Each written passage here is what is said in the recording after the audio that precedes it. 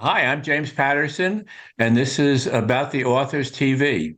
To write the first Alex Cross, I said, I really want to, I want to do this right. And I wrote a 300 and some page outline. Okay. And I went over it and I went, this is the book. Not the whole book, but I mean, this is basically it. And it was a lot of short chapters, and there was no messing around. And it was a freight train from beginning to end. And I mean, I went from 300 to maybe 400 and some pages, but that was the book. And it would be terrible if everybody wrote that way, but it's useful for a lot of people, and people find it rewarding. Oh, I read it 2 chapters. Whoa, oh, I finished a chapter. It's cool, and then getting into the point where at the end of the chapter, and this happens a lot of times in the movies or when you're watching a streamer, and the show's over, the 50 minutes, but they ended on something. You go, oh, no, don't, no, don't stop there. I need to see the next scene.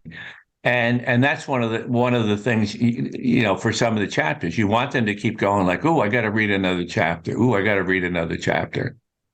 And it's just a fun way to tell stories. Alex was a woman for, I don't remember how many pages, 40 or 50 pages.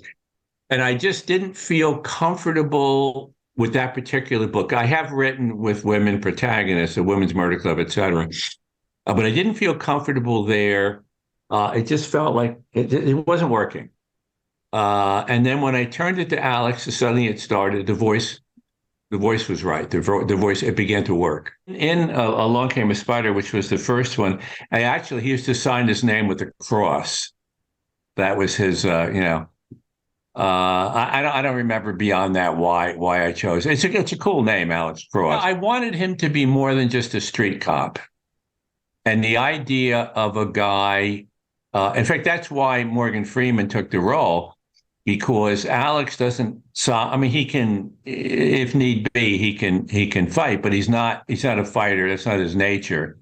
And his nature is to solve things with his head, and that was what attracted Morgan to the role. The great thing about Washington is there's so many interesting things that happen there. You got the police department, you have the city itself, the FBI, DEA. I mean, there's so many things. There's so many possibilities for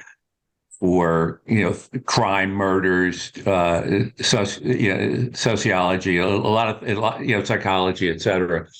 So I just found it to be a really interesting place to set a series. You got to be interested in the villain, and the villain for me, and this is what will turn me on or turn me off about certain books.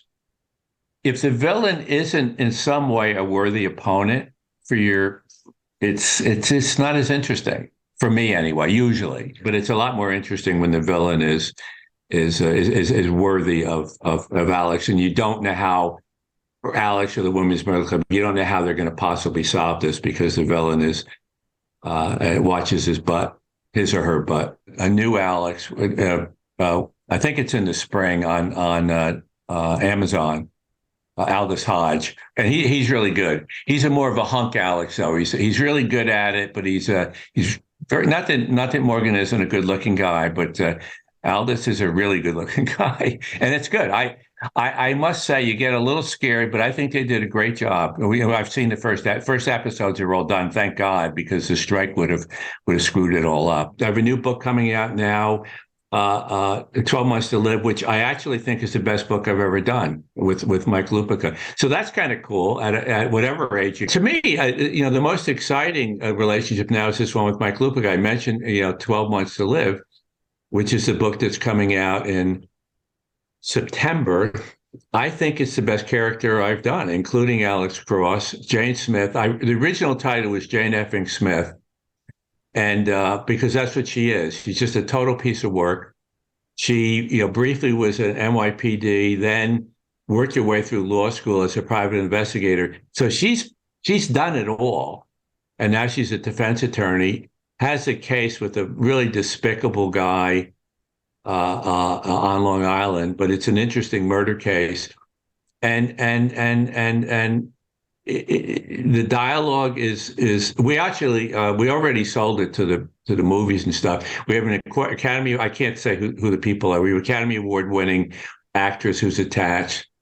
and Michael J. Kelly's attached, and one of the writers from Ozark's attached. And you usually don't get that early. And now, of course, we have to the strikes have to end or whatever. And that's just because the character is so good. And with Mike, I mean, Mike has become a really good friend too. We're back and forth every day. It's a little like being in a writer's room where we have the humor that goes back and forth and the kind of honesty and whatever the hell it is, and we don't fight about shit. So good. But that's definitely one for people that are watching. It's like Truman Capote says, a boy's got to sell his books.